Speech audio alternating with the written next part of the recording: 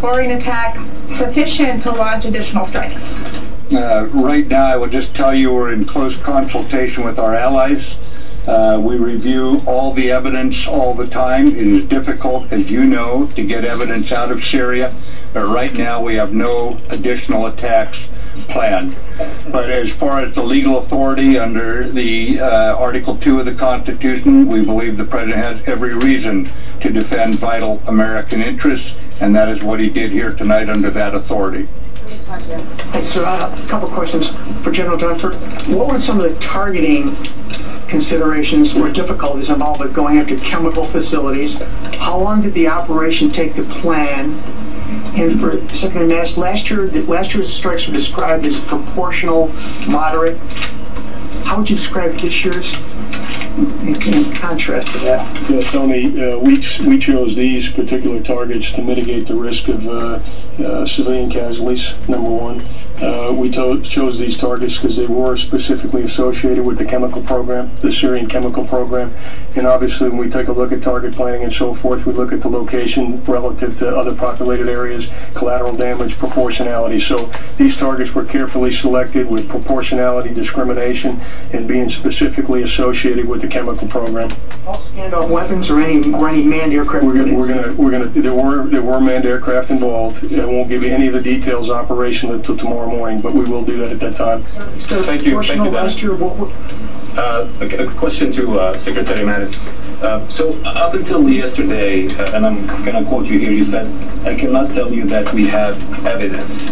So when did you become confident that a chemical attack happened? And the second one, yesterday. Yesterday, after you said that. Yes. And then second, you talked about targeting the chemical weapons infrastructure of Al-Assad. If there were actually any chemical weapons or agents in those facilities that you targeted, I assume they would create health hazard in the region or not? Yes, we don't believe. We did very close analysis. As the chairman pointed out, we did everything we could in our intelligence assessment and our planning to minimize to the maximum degree possible any chance of civilian casualties. We're very much aware this is difficult to do in a situation like this, especially when the poison gas that Assad assured the world he had gotten rid of obviously still exists. So it is a challenging problem set, and we had the right military officers dealing with it. Confirm there's going to be no leak into the air? Of course not. We'll do our best. When the surface-to-air defense is engaged, did they become a target, and did U.S. air power or other assets take out those targets? Yeah, Tora, I'm not aware of any response that we took right now. Again, we'll gather overnight. As you can imagine, we tried to leave the United States Central Command alone here tonight. They were quite busy. We'll, through the night, gather the operational detail, and we'll be back tomorrow morning to provide that to you. Yeah, Secretary Mattis or Chairman Dunford, last year, you changed the force protection levels for the Syrian troops that were U.S. troops that were in Syria. There are 2,000 U.S. troops in Syria.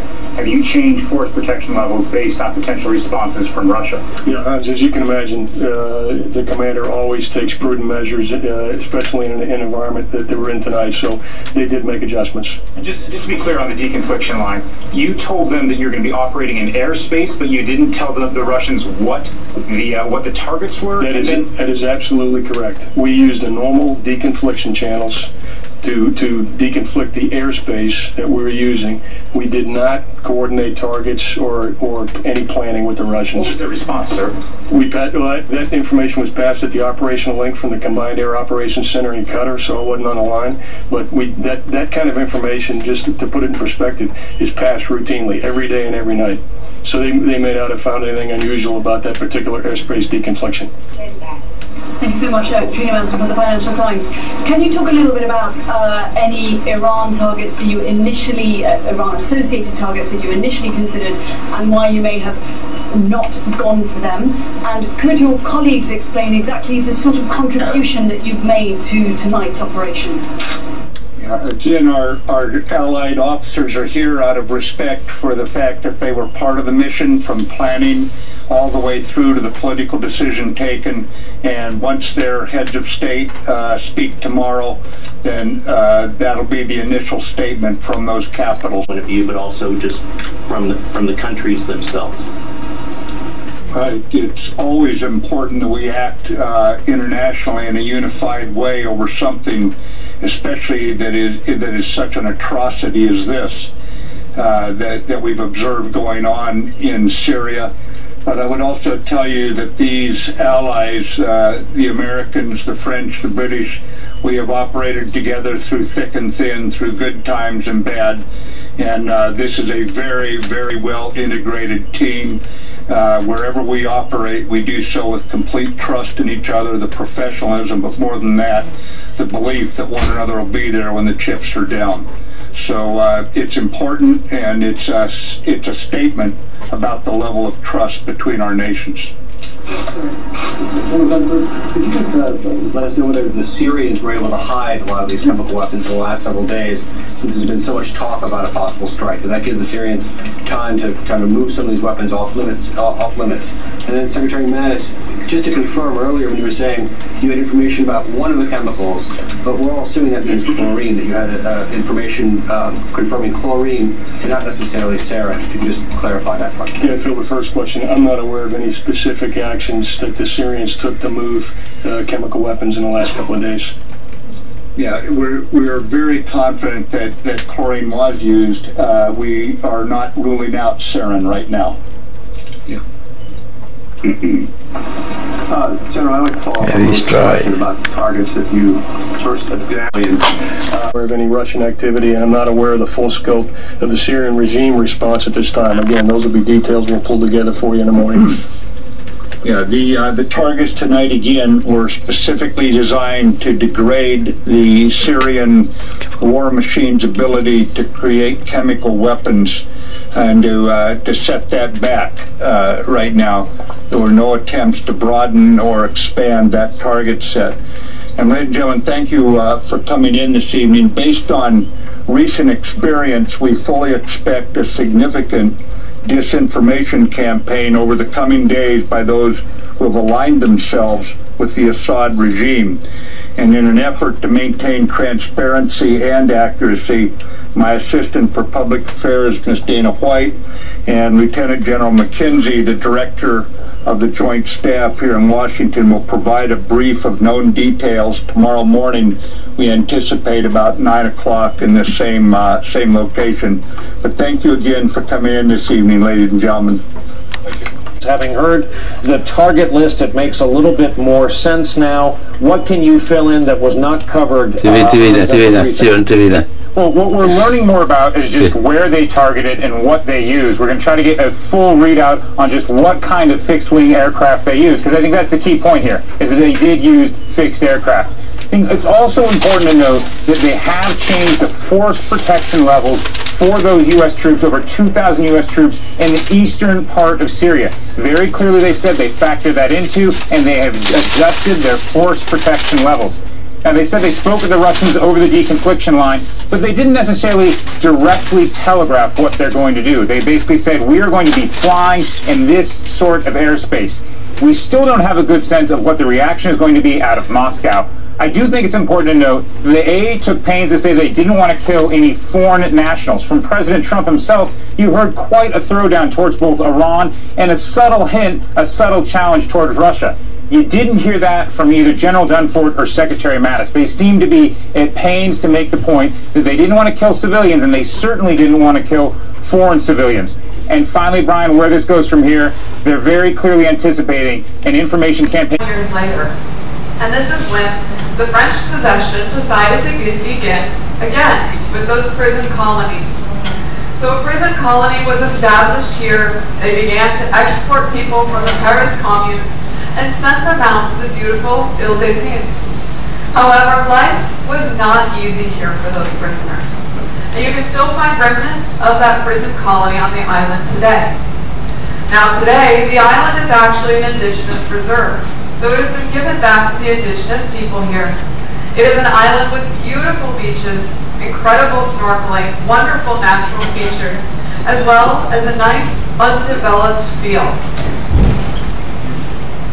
Now where we're going ready to speak on behalf of you and your family, and so a mātai or a chief is usually the eldest son in the family. So can you put your hand up if you're the eldest in your family?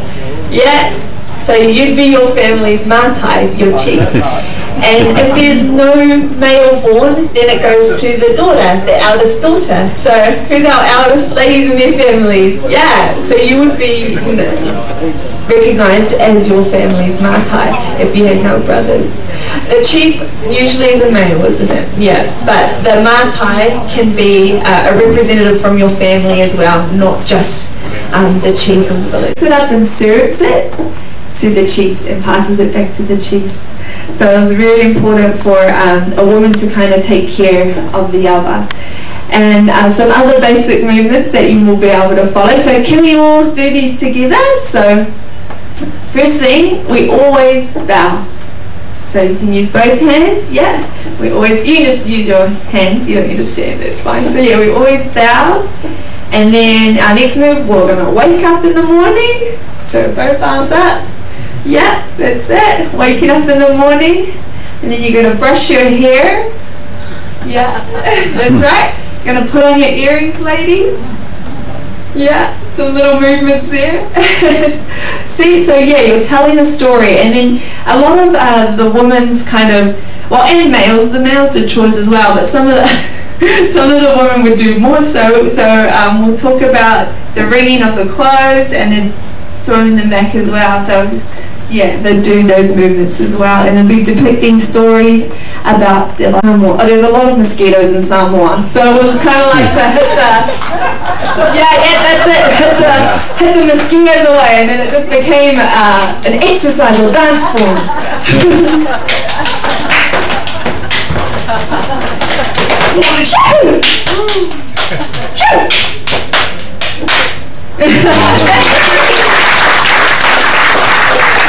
Awesome. So actually, but can we teach them a little? I turn to the hand, to the forehead. Yeah. So there's pretty much it's you're your own drummer. So with that, now when you do a slap dance, you really got to slap it.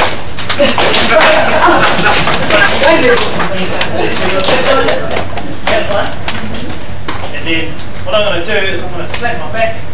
My arm. So we're going to there. There. You got it. There you go. 1, 2. Slap the back. 3, 4. 1, 2, 3. And then because we're doing it to rhythm, we're dancing at the same time. You can just sit there. 2, 3. 1, 2.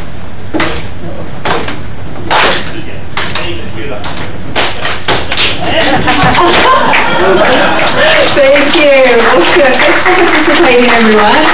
We're getting through this. So the next is a more exciting and dramatic and dangerous dance, our fire knife dancing, and it's called the Siva Ali. And traditionally, I know that they'd place some material around the end of each part of the knife, and there'd be a part of the machete still showing, and so they would dance with it like that and move everything around. We couldn't bring our machete through customs, so we don't have one here. And we'll probably be going against fire regulation rules of the ship. So that is what was performed. And was there anything else? The last time I saw, just an experience that I had, you don't need to be a certain age to do the fire knife dance either, so I actually saw it at a primary school gala. And I was like these two young kids out there performing it. But so we also took this tradition back to New Zealand after Samoa, so every school, every high school, every Samoan community in New Zealand have their own taupō. So we do have sorry, does my mic keep cutting out? So we have competitions, national competitions in New Zealand. We do have one stage that just based on Samoa, and we have about 20 different taupōs, and we have, at the end of the day, we do have a prize for them. So taupōs for us are very important. They also historically a taupo would sit and distribute the awa amongst the men of the village. She was the keeper of the awa. Just like my siva showed you, siva is dance. Those actions, that's exactly what the taupo would do. So she would mix the awa, serve the awa, and pass it on to the chiefs. Right. Do we have any questions? Was there a question over there? No? Okay, we're good. So this was me talking about how we've taken the Samoan culture and the tradition back to New Zealand. So our old photo was in Samoa, and now this is in New Zealand, where we are from. This is what it looks nowadays, and those people, the men sitting next to her, are her brothers, and they're her protectors. So she is very looked upon, the taupo. I guess you could say she is the princess. Now for Samoan people, we hold a lot of great values. For example, can anyone repeat after me? Fa'a, alo, alo, which is? That's the one. Fa'a, alo, alo. Can anyone repeat after me? Nice. And love is alofa. Alofa. Cool. So our first one is Fa'avavai Leatua Samoa. So that is our Samoan way of keeping God first. What it says here is, let God be our guide, and may we always consult with Him to E te sao ai. Awa nei ngalo le mea e te sao ai. I am. Nice. So that is, in English, never forget your home, never forget where you come from. Thank you.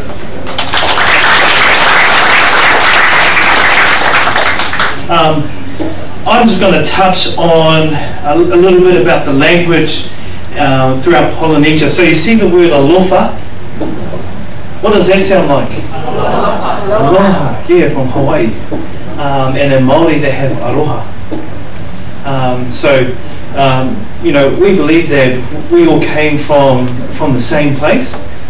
Samoans claim that it was actually Whangalamonu Bisa TV He Kato.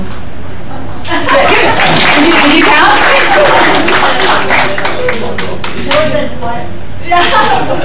And who said you can't sing? But we will be performing some of these items throughout the week. So tonight we'll have some Samoan items, tomorrow we'll have some Samoan items, and our other team member, our princess, is actually a bit ill today, but there's this...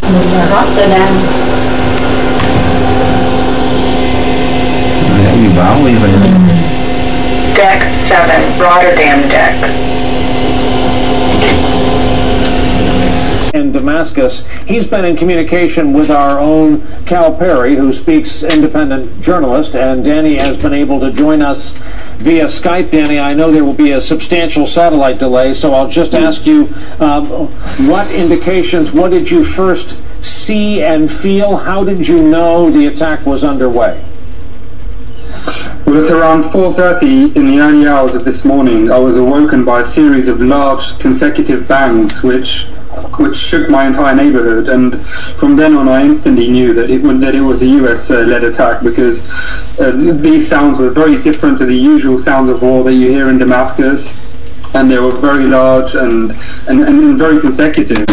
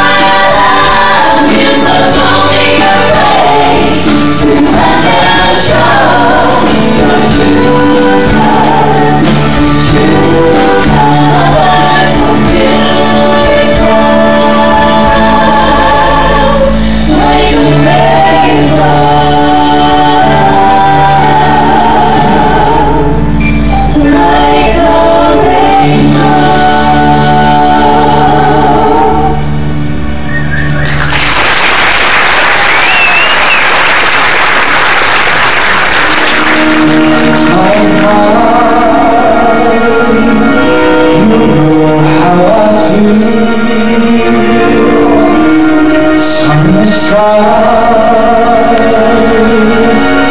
You know how I feel. Breeze drifting on by.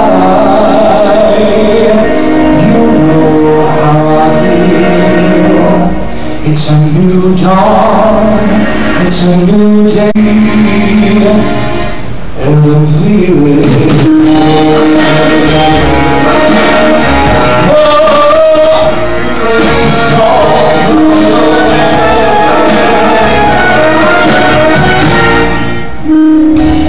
Fishing the sea, you know how I feel. River running free, you know how I feel. Blossom on a tree, you know how I feel. It's a new dawn, it's a new day, it's a new life for me.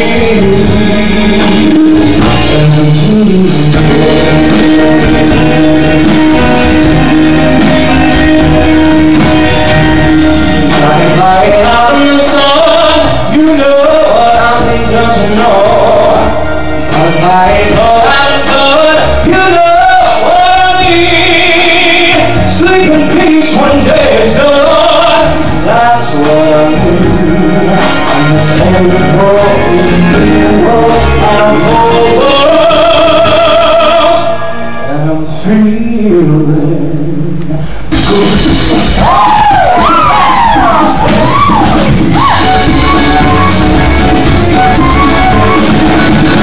If you're ever caught to see,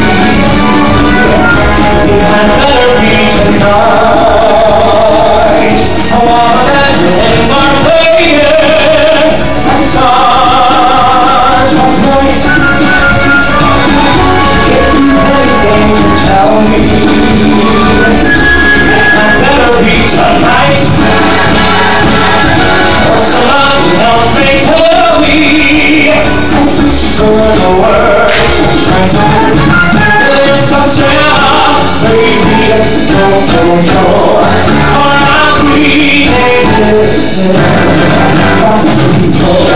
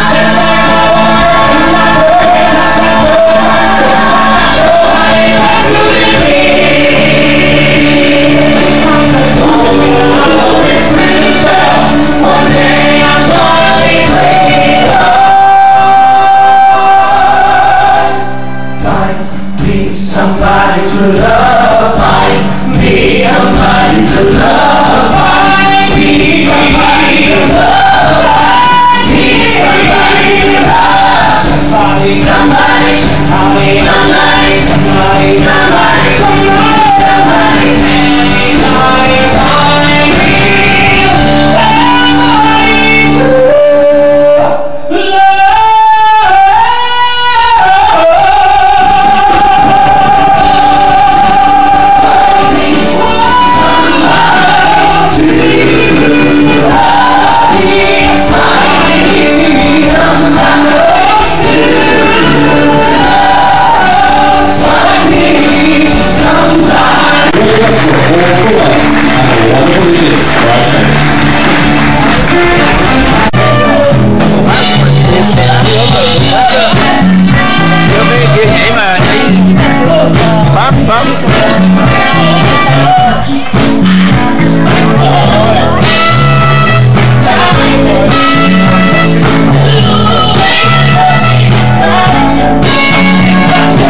Tomahawk missile. So in the initial hours of the strike, it was pretty traumatic. It was quite shocking from the perspective of many civilians within Damascus, who were very surprised at the fact that this attack had taken place at this particular moment in time, after the previous 48 hours where it seemed this crisis was going to turn into some sort of rapprochement between Russia and the United States, and a de-escalation process had been well into place. Now, after the attack, which lasted for about an hour, it became clear that 3 different military targets were struck around Damascus, in addition to several around Homs and Hama, mainly research facilities targeting the supposed chemical weapons program. Now, the mood in Damascus since that has changed.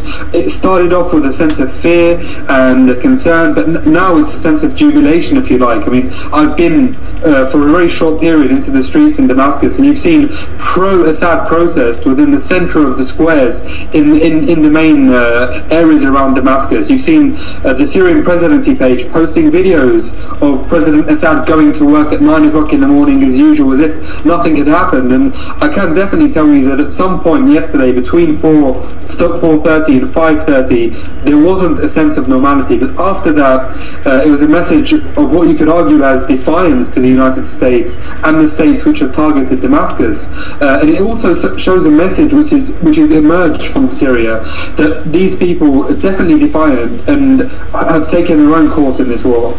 Very interesting, and of course important to note that Damascus is in an area that is controlled by the... Today is the 15th of April 2017. Yeah, on the way to New Caledonia. Tomorrow we're right there at 16. So now it's 8 p.m. So we walk around 8 p.m. on 15 of April 2018. So we exercise every morning.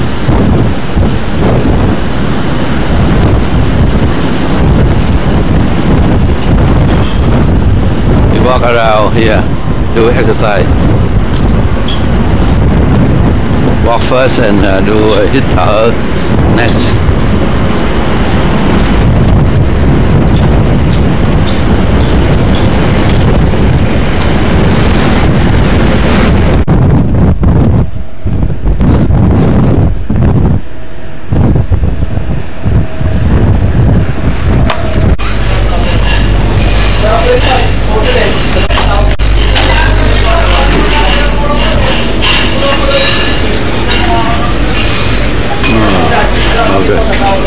At home, go to eat.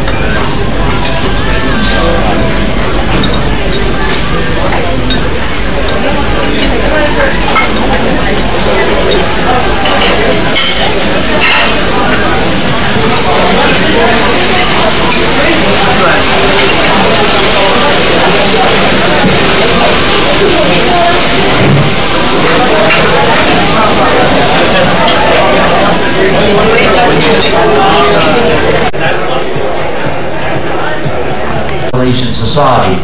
There was no distinction, however, between the sacred and the secular. The environment and everyday life was partly shaped by the gods and the spirits of different kinds. Warfare and conflict were common and were often deterrents to people. Clan groupings varied in size. They were from 50 to about 5,000, and it depended largely on what their environment would support. They cultivated yams, taro, manioc and other crops on terraced fields, summertime. I'll be speaking about Cook in a later presentation. Cook gave the main island Grande Terre the name New Caledonia because of the purple hills looked very much like the heather of Scotland.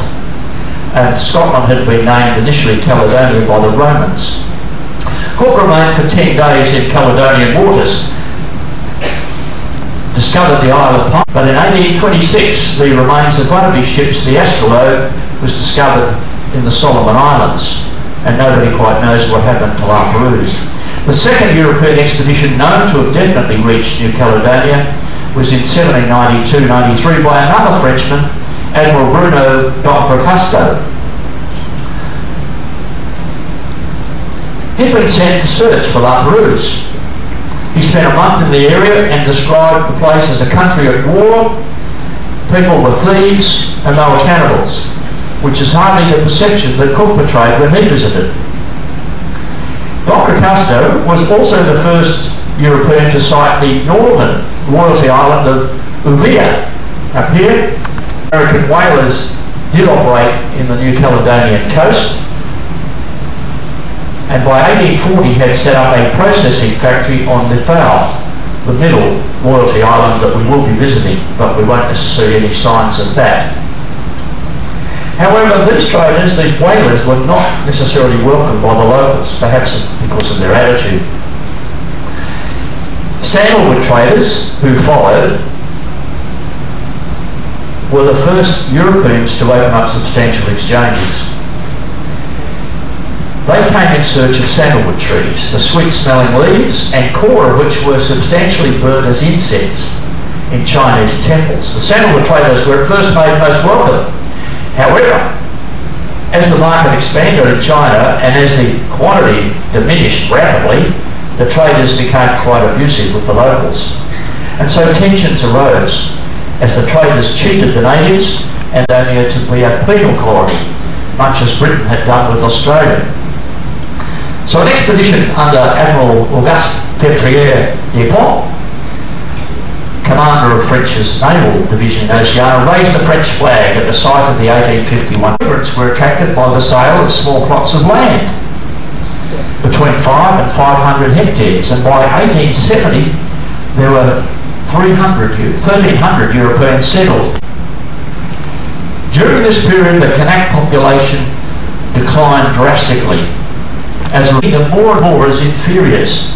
Incidents occurred on an increasing basis, especially after the governor introduced a system of land allocation known as cantonment. This gave the governor the right to sell land with unlimited grazing rights to French settlers at a fixed price. He also decided to appoint and dismiss Kanak chiefs. In 1877, when a chief called for Kanaks to fight the French at home as ably as they were fighting the Germans abroad. And in that revolt, 200 Kanaks and 11 French died. Rolling forward to the Second World War, immense economic and political change came to France's colonies in Oceania. The defeat of the French armies by Germany in June of 1940 posed the question of the political direction of the colonies. You'll be aware, of course, that there was a pro-Vichy regime in France which sided with the occupying Germans.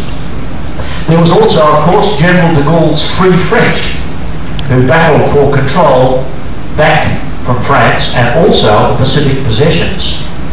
De Gaulle made a radio appeal for continued resistance on June the 18th of 1940. And this provided both a cause and a leader to whom patriots could rally if supplies might be cut. Some New Caledonians wanted to continue the trade. They were obviously doing well out of it, while others inside and outside the colony worried about the use of New Caledonian metal for the Axis war machine. Now, as the government stalled and George promulgated Vichy laws and censored the press and the radio, the situation deteriorated in August 1940 when a stick of dynamite was exploded outside the governor's residence. He became a little concerned about his hold on the colony, and rightly so. The French warship Dumont d'Urville, they were then involved in the liberation of southern France, and some took place in the D-Day landings at Normandy. For the Allies, the decision of the French Pacific authorities to join the Free French later ensured the provision of important bases in New Caledonia. At the outbreak of the war, the military defences in the French Pacific colonies were pretty minimal. New Caledonia had only one mobile machine gun available. However, it had seemed fairly safe from any fighting in Europe, being so far away, but in early 1941 an Australian military mission visited Noumea to discuss its defences. Of course, much changed with the Japanese attack on Pearl Harbor. There had been 3 airfield upgrades which would have made that easier, and so the Allies were determined to keep New Caledonia out of Japanese hands. Initially a small Australian Army detachment was sent. Others was an American Air Force reconnaissance squadron of Hudson bombers and the New Zealand Army's 3rd Division, which performed garrison duties on Grande Terre before being deployed to the Solomons. In March of 1943, nearly 20,000 New Zealanders were stationed there, undertaking jungle and amphibious training. Several thousand New Zealanders remained stationed as a rear base for nearly 2 years. Mobilisation list. Unrest came to a head in 1988 with a bloody hostage taking of 27 gendarmerie. 19 locals and 2 more gendarmerie, after the 4 killed initially, led to a French military anti-terrorist squad being flown out from France to storm the cave where the hostages were held. Exactly a year later, the leader of FLNK, Jean-Marie Tjibaou, was assassinated by a local independence leader who wanted immediate independence, not the...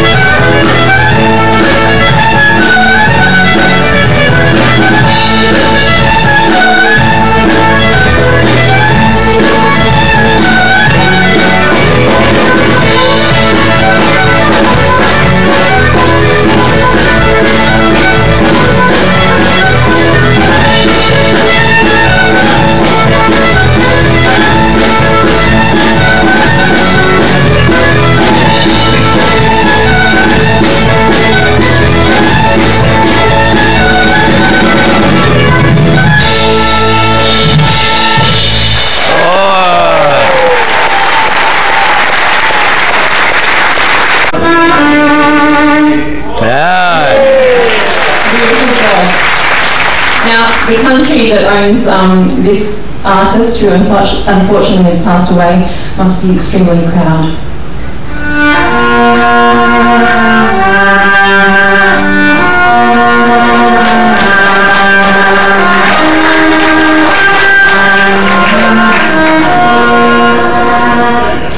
What country's that? Canada.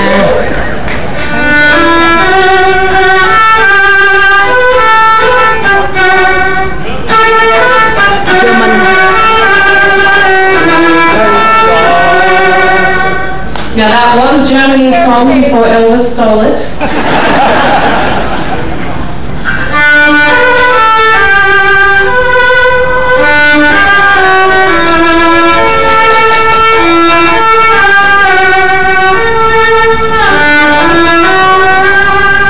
Apparently about 50 Kiwis on board this ship. Welcome everybody. New Zealand.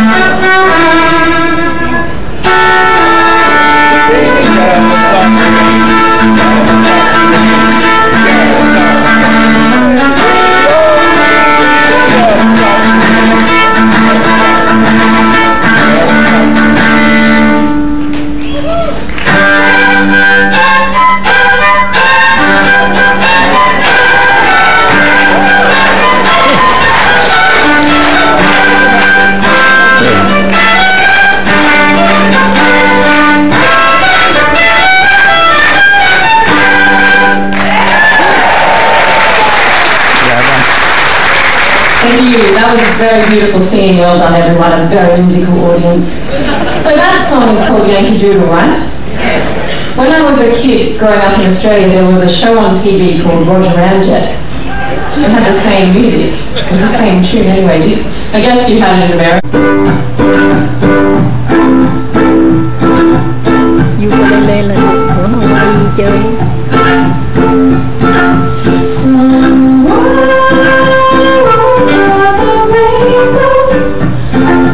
Way up high, there's a land that I heard of once in a lullaby.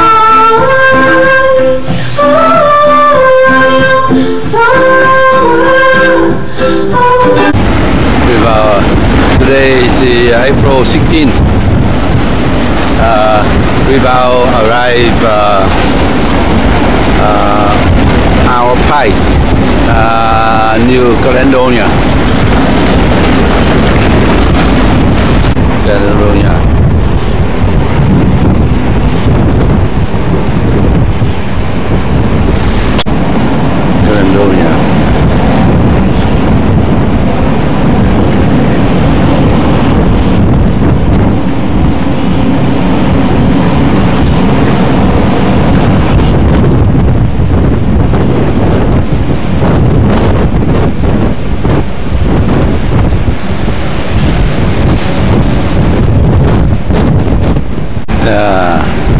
Now it's the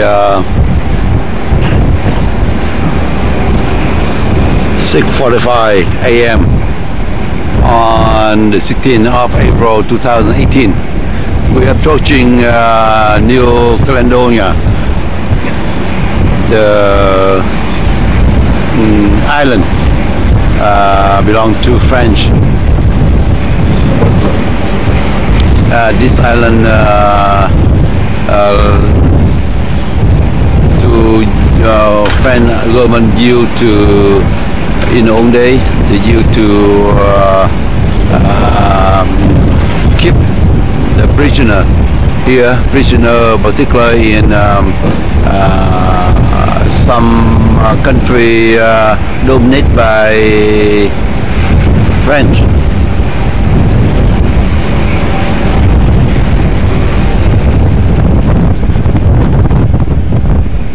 So now about 200,000 people live here,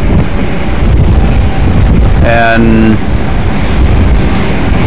most of them is Kanak, people. That means the local people who live here. About 40% and 30% is European, and the people who used to be a prisoner here, and they after release they stay here.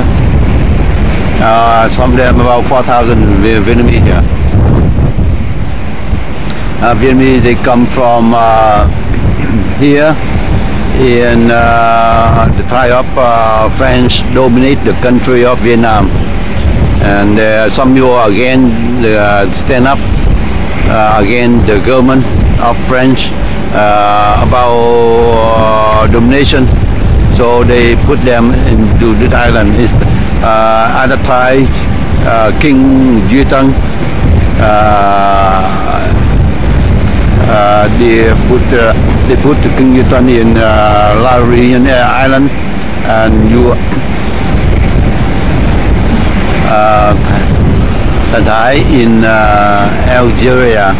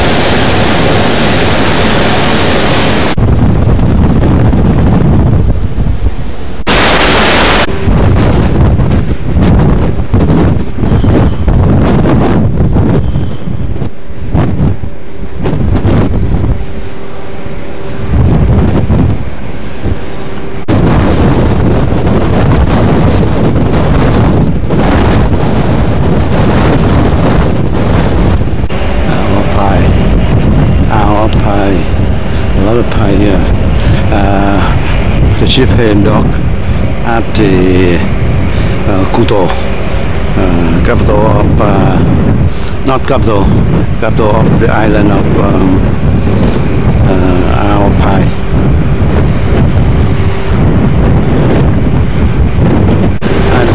Another Pai, ship had docked.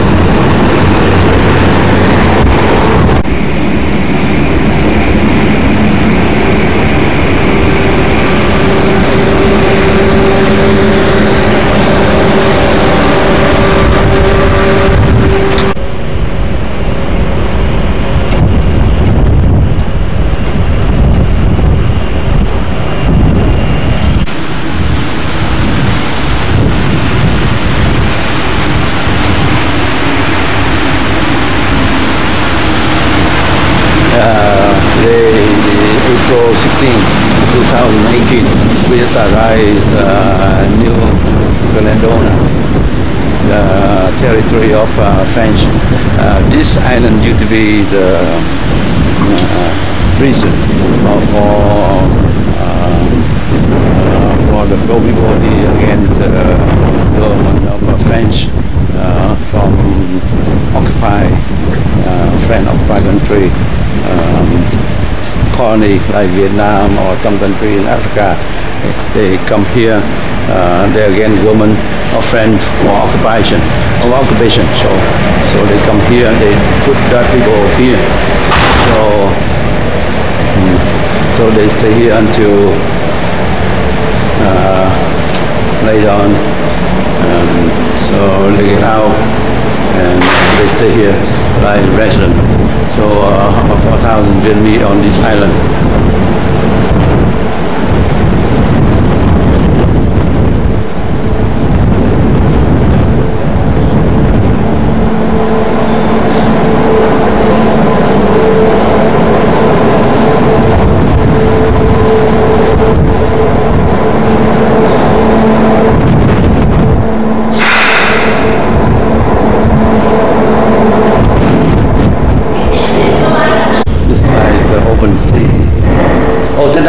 đó nè, làm vô nè, ta làm cọc, yeah.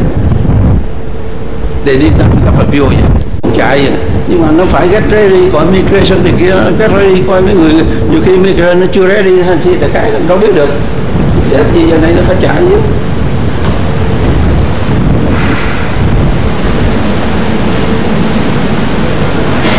Nó chạy vô kìa. Stand there.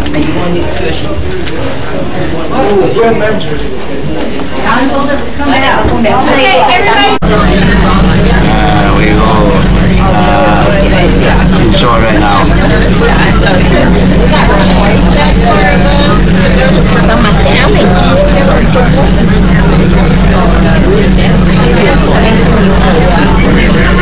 That's weird. That's our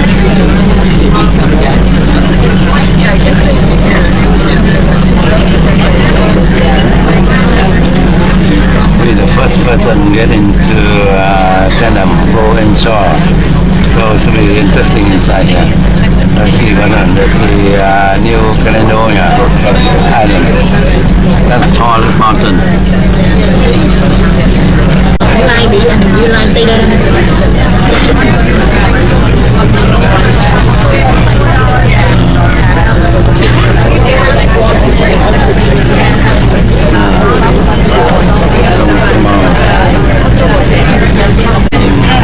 All people outside.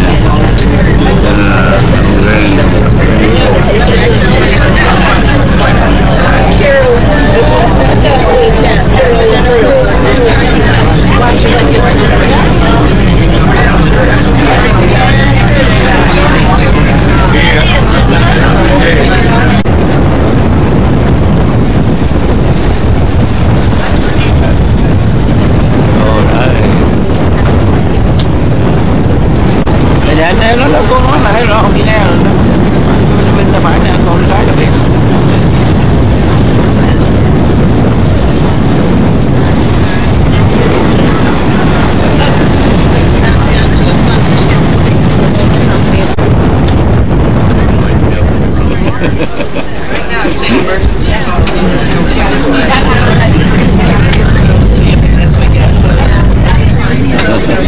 Có là vô nào mới nhỏ nó vô nào kìa kìa nhỏ bây giờ bắn qua cứ vô ra kìa bắt đầu ra kìa.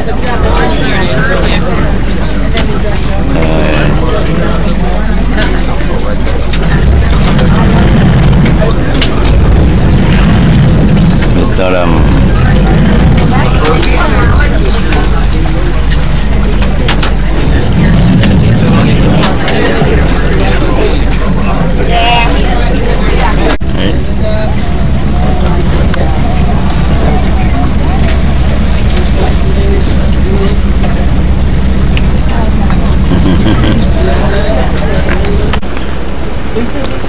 we come back.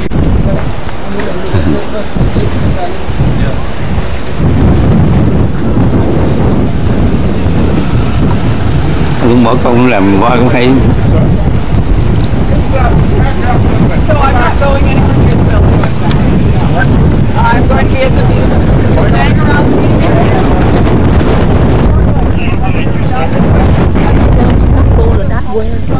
Oh yeah.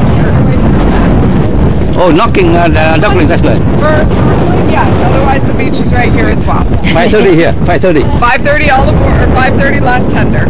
Okay, thank you.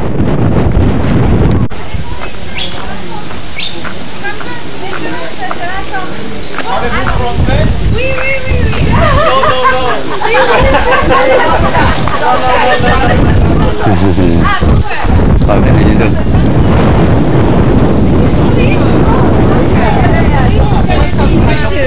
Thank you. You guys put together, yeah, and we pay you. Me, yeah. She pay me after. Oh, good. Oh, she's nice. So if we don't pay her, you don't get paid. That's right. We just go around, right? And you pay us. And then after you go around. Yeah. I'm going to call to see the driver to find out.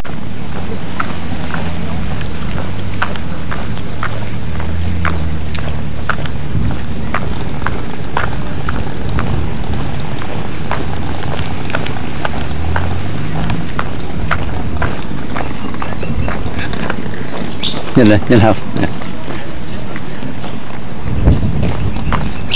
Inside the village, we stop at the Bay of St. Maurice, where you got all the totems in circle to commemorate the arrival of Catholicism. The Bay of St. Joseph, the fishing bay, with all the local outriggers in the fishing area. The Catholic Church, Our Lady of Assumption, dated from 1860, with many carvings also made by the convicts inside, and some other monuments inside the village. And just after visiting the village, we just come back here, 1 hour and a half, just passing by the point of view of Brush Island. So, don't go to the grotto. No, the grotto, the lady over there, she's always shouting at everybody. We decided not to work with her anymore. Each time you go there, she's shouting, and you pay. Yeah, she doesn't explain anything. So the total is 2 hours, an hour and a half? 1.5. 1.5 hours. So that's 25 Australian or 20 US per person. And do not forget the $4 extra if you want to enter the Melanesian path. Okay. And I think we got the first departure around 10:15. So after that, what do you recommend we do? Oh, you got the beach. Knockling. You got two beaches. That one is 1 kilometer and 300 meters. And just on the other side, there is another one with the sacred rock in the middle where you can snorkel all around the world. Where we buy a souvenir? Souvenir, just there. Oh, there is also an hotel on the beach, maybe 300 meters away, and inside they got a boutique also. Okay.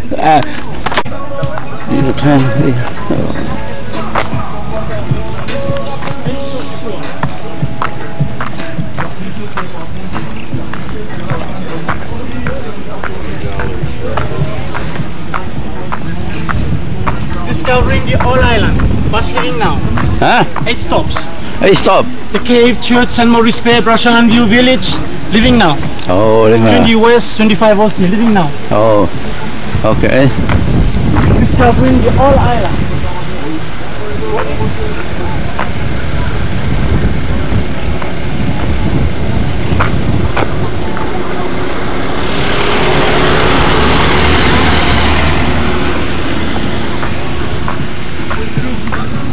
It was 77 when I arrived on the board, and next day it was 80, and it didn't go below 80 until we reached California when it got to 66. It's probably pretty humid in New York too. How long time ago? Yeah.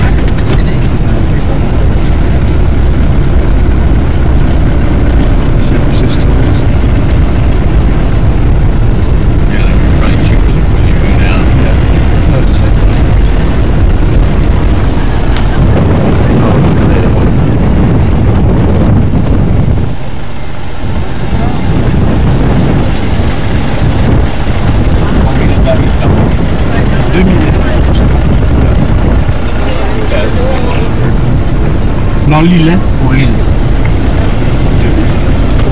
Is Vietnamese live here? Some Vietnamese? Vietnamien? Est-ce qu'il y a des Vietnamiens qui Nouméa. À Nouméa, beaucoup.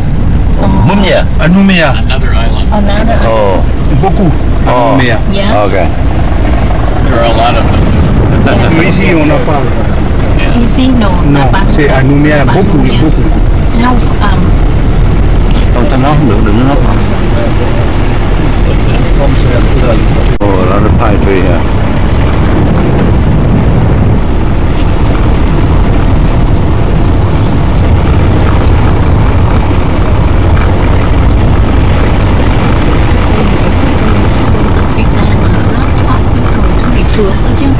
Ah, c'est l'hôtel. Yeah, hotel. Restaurant. Wi-Fi. Wi-Fi. Wi-Fi here. Wi-Fi. Restaurant. Yeah. Yeah, Wi-Fi. Wi-Fi, internet. Oh, internet cũng có. Télévision. Nó nói internet, Wi-Fi. Good. Good. Yeah.